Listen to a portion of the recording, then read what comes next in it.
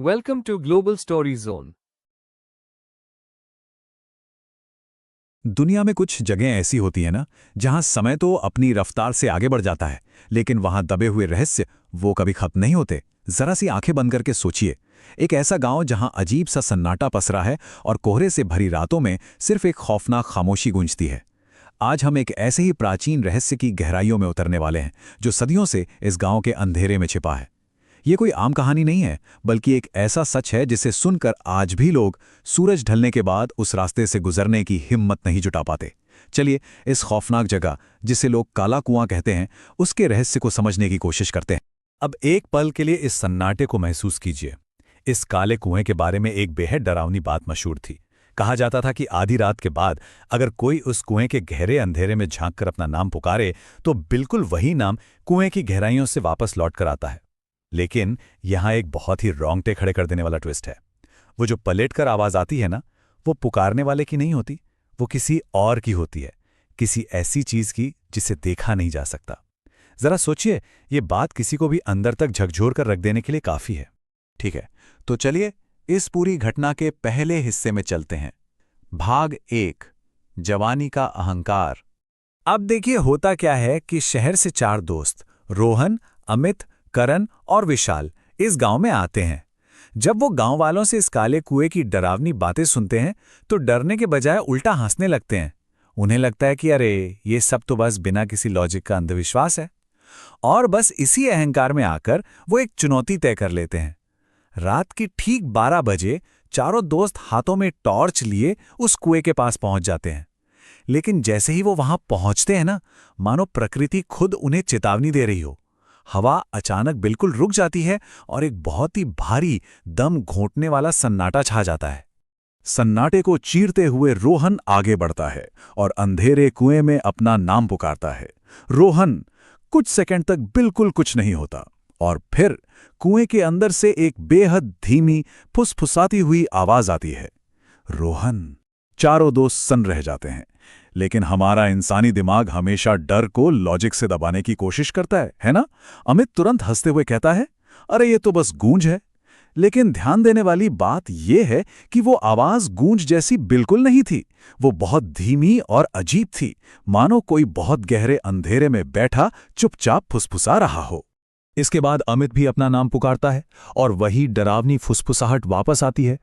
विशाल तो डर के मारे वापस जाने की जिद करने लगता है, लेकिन तभी करण अपनी टॉर्च की रोशनी इस कुएं के सीधे अंदर डालता है और अचानक उसके हाथ कांपने लगते हैं। उस रोशनी में कुएं की उस गहरी, सर्द दीवार से चिपकी हुई 2 चमकती आंखें उन्हें घूर रही थीं।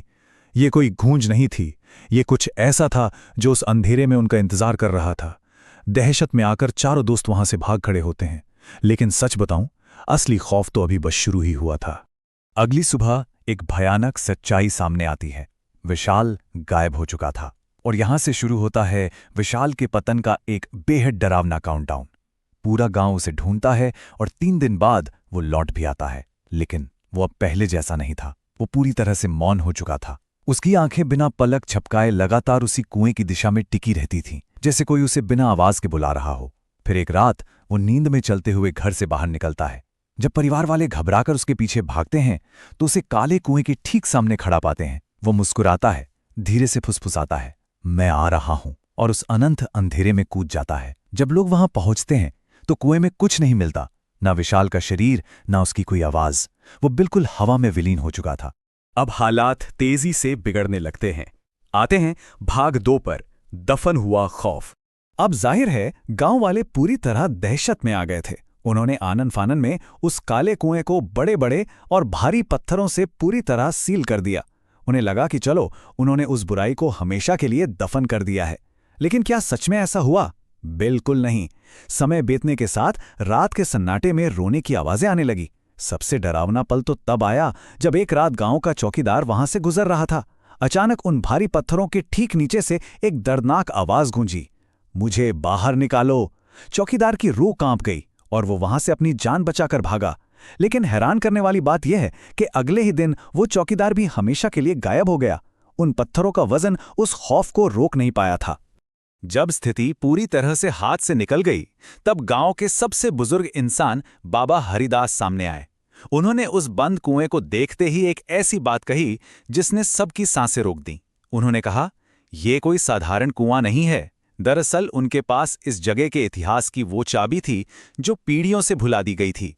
और यहीं से इस पूरी कहानी का असली और ऐतिहासिक सच हमारे सामने आता है। और ये चीज़ हमें बहुत ही सटीक तरीके से बताती है कि अतीत कैसे वर्तमान पर हावी होता है।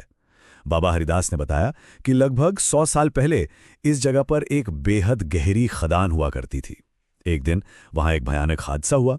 पूरी खदान धंस गई और कई खनिक उसके अंदर जिंदा दब गए।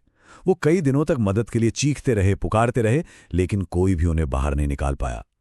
घुटन और भूख से वो संधेरे में धीरे धीरे तड़प कर मर गए। बाबा हरिदास के मुताबिक जो आवाजें कुएं से आती हैं ना, वो उन्हीं खनिकों की बेचैन आत्माएं हैं जो सदियों बाद आज भी मुक्ति की तलाश में हैं। इस ऐतिहासिक सच ने उस खौफ को एक बहुत ही गहरे और दर्दनाक एहसास में बदल दिया। इस खुलासे के बाद कहानी एक नया मोड़ लेती है। भाग 3, एक झूठी शांति। अगले ही दिन पूरा का पूरा गांव उस बंद कुएं के पास इकट्ठा होता है। उन दबे हुए खनिकों की याद में अनगिनत दीपक जलाए जाते हैं। उनके लिए सच्चे दिल से प्रार्थना की जाती है और वहां एक छोटा सा स्मारक बना दिया जाता है। और फिर कुछ ऐसा हुआ जिसे चमत्कार ही कहा जा सकता है।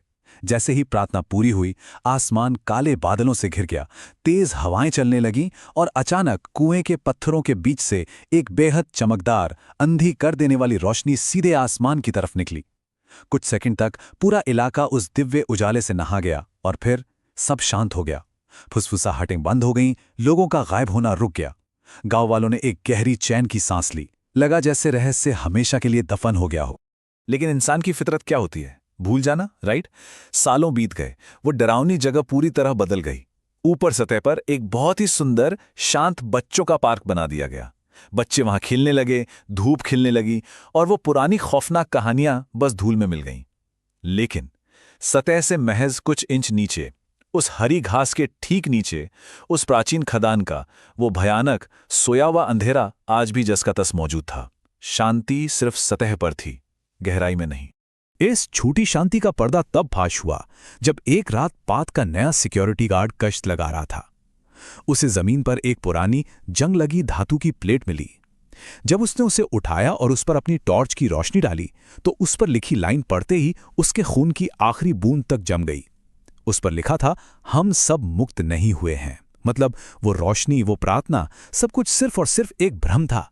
गार्ड डर के मारे पीछे हटा और तभी उसके ठीक पीछे के खाली अंधेरे से एक बेहद धीमी, रोंगटे खड़े कर देने वाली आवाज आती है, क्या तुम हमारी मदद करोगे?